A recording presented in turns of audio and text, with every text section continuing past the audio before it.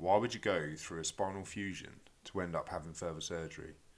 If you were told that would be the case, would you have agreed to have it? Well, the stats are all over the place when you look at how many fusion patients end up having a second surgery. And the study I saw yesterday quoted up to 45% of patients have further surgery following a fusion. That is wild. So why is it then? There are a few reasons, but the standout is adjacent segment disease. This is where the disc above or below the surgery site will take the strain. If you imagine your fused section is rigid, so the only movement is happening from the next disc along, effectively, which causes a biomechanical stress. So you develop an issue and a surgeon looks at how they're going to resolve the issue. What are the options? Well, one of the options is a fusion. But hang on, I hear you say, I've already had one of them. How many more fusions are you going to have until you have a solid spine? You've got no movement at all.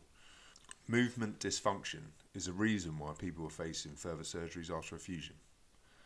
If we don't move efficiently, effectively, and retrain our central nervous system's movement patterns, you'll end up another statistic.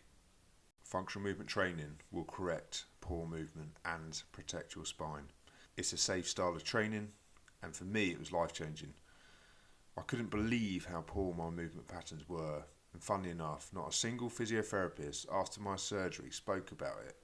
They dished out the standard sheet with the usual gumph exercises, which is why 45% of people are facing further surgery. If you don't want to be a second-time fusion patient, head over to functionalfusion.co.uk.